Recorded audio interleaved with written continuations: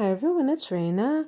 So this video is if you're in a relationship and one of you has the moon in Taurus and the other has the moon in Aquarius. And when I'm talking about relationships, I'm talking specifically about committed partnership, or if you're dating and that's where you want it to lead. And it goes without saying that this is just one astrological combination. So it's going to be isolated, and you have to integrate it with other influences to get a more accurate idea of what's the dynamics of the partnership, to say the least. I mean, I think a lot of people get that, but anyway. So, and the sun signs, that could really tip it in a certain direction as well. But I'm just speaking about the moon, which is the emotional nature. It's what makes us feel safe. And so the moon is exalted in Taurus, which means that it is operating at the highest level. The moon rules Cancer in astrology and is our emotional reactions, how we express emotions, how we, maybe even our attitude towards emotions. How do we feel about emotions to begin with? And how, what kind of emotions do we have? Now, here we're talking about two signs that are both fixed. There are three modalities in astrology, and one of them is fixed. And that means that we're talking about the signs of Taurus, Scorpio, Leo, and Aquarius. And they all share that in common when they have that fixed modality, that they tend to be, you could say, stubborn. That's just the word that is often used to describe Taurus, not really mentioning that those other three signs can also exhibit stubbornness. And by the way, I'm going to be talking, when I say signs, as if it's almost like talking about the sun sign, but the moon sign is a very important, influential factor in somebody's personality. It's an inner planet, and so I'm just looking at it from that standpoint. So the person with the moon in Taurus, yes, it is exalted. The moon is exalted in Taurus, and therefore the person who has the moon in Taurus will tend to be very steady. The moon in astrology represents fluctuation. So it can be like, the ebb and tide, of the ocean, let's say. There's like constant change. And that's sometimes how people's emotions are. They may be extreme, when you talk about bipolarity, where somebody gets very elated and then they get very dejected.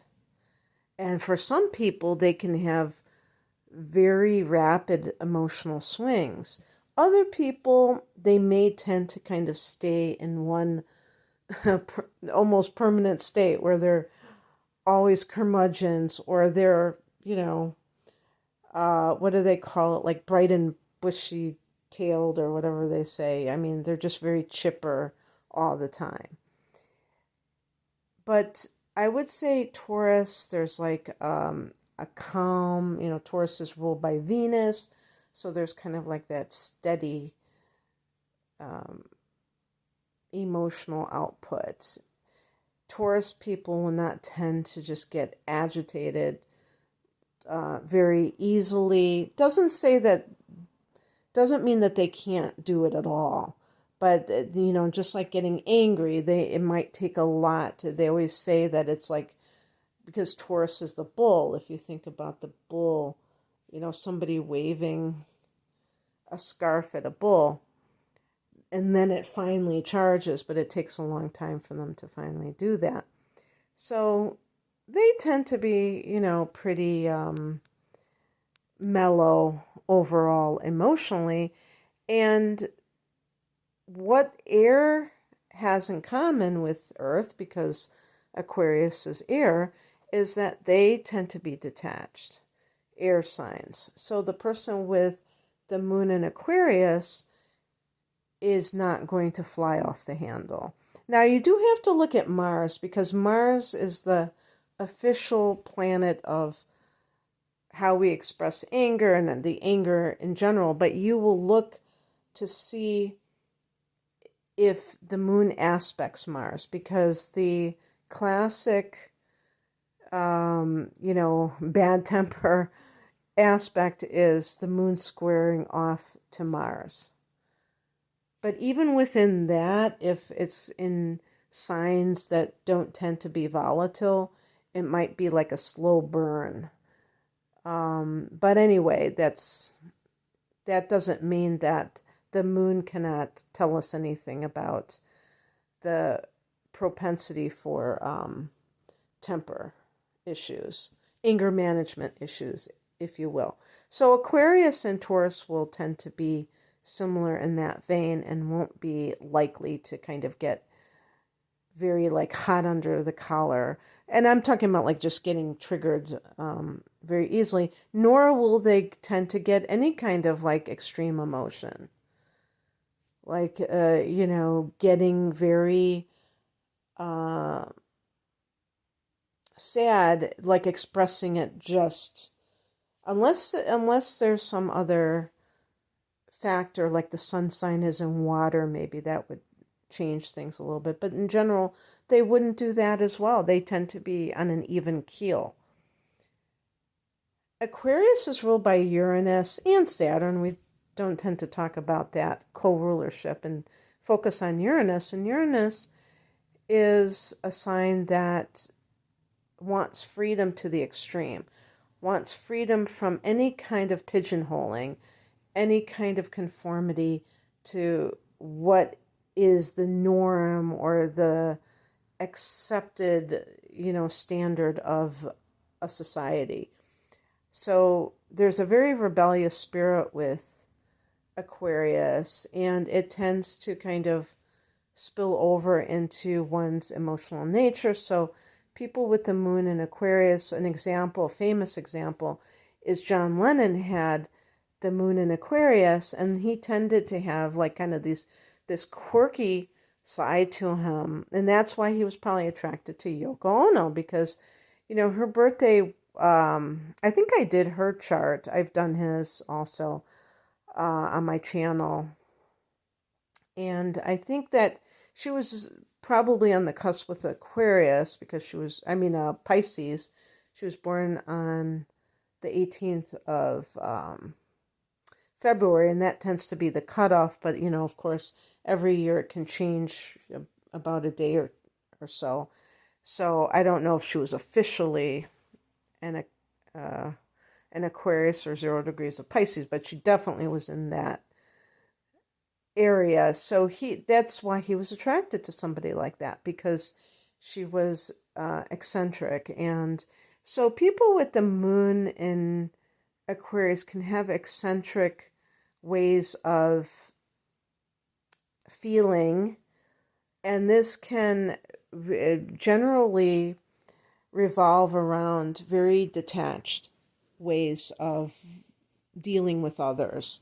So a person with the moon in Aquarius might be the kind of individual who doesn't really exhibit romantic tendencies. They might tend to look at their partner as a friend, because Aquarius rules the 11th house of friendships. And so the idea of romance might be kind of, I don't know about corny, but just too traditional, too predictable, and too confining, smothering. This moon sign needs a long leash. And so this can be where all the trouble starts brewing, because Taurus is a sign that is notorious for being possessive. The reason that Taurus is like this is because Taurus rules the second house in astrology, And the second house is the house of one's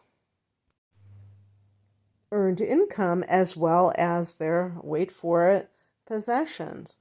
So a Taurus person, again, I'm referring to the moon sign as a Taurus person, can be someone who regards the people that they care a lot about, that generates emotions for, and it doesn't have to be just a significant other, so could be a friend even. And there can be jealousy. There can be this sense of like there's only so much to go around with anything, including affection, and that person may be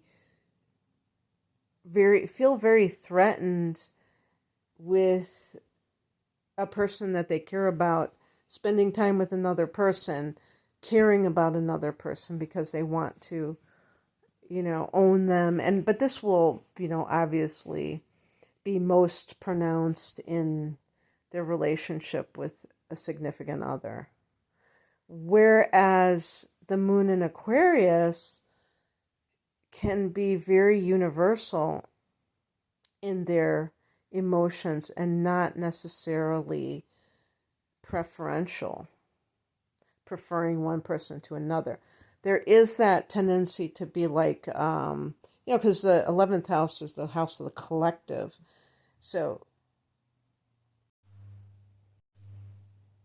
you could have someone maybe who expresses desire for polyamory and says that it's too limiting to love one person, that there's enough to go around, and they just want that kind of freedom for a deeper relation, emotional connection with more than one person. And the other thing that I think is notable about the moon in Aquarius is that the person can shut down very suddenly, emotionally. Ghosting was probably invented by a moon in Aquarius person. When I'm looking at two people and how they interact with one another in a relationship, and we're talking about something now, of course, I have done like sun signs as well, and you can look at other things, and there's like, they're both fixed signs. That can be highly problematic in the sense that both people can dig their heels in and refuse to budge and feel like it's my way or the highway. And so there could be a lack of compromise. On the plus side, to have two signs together that are, and by the way, I should say that these two signs square one another. Of course, for it to be official, they have to be within a certain degree span, but even so, when you look at the two signs involved, they are so different in certain ways, the ways that they feel, for instance, that it is kind of a lot to integrate. But the good side of it is that they can be steadfast.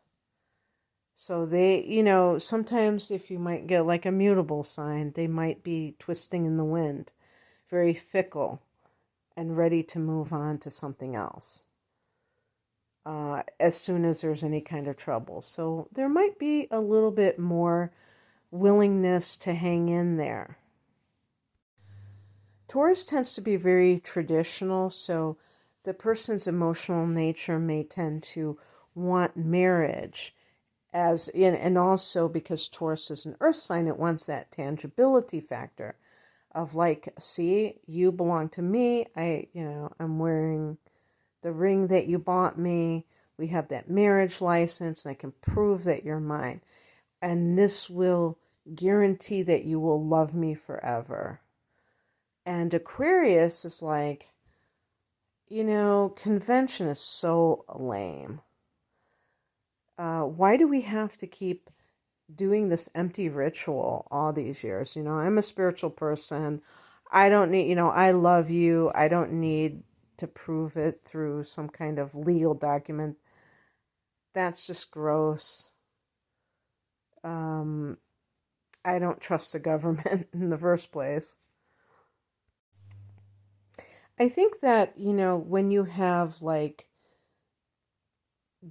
signs that are so different, like Taurus and Aquarius, but it's in the moon position, I think it's a lot easier than if it was in the sun position, because the sun could give indication of the core personality. I mean, the moon is part of the core personality traits, but the sun, if you don't know anything else about a person, you like to know their sun sign, because you're going to get some indication of like what their interests are and what their personality is like. And that would be, to me, way more challenging if we were talking about sun signs that were Aquarius and Taurus. But even with those signs, I'm sure there are couples that have made it work.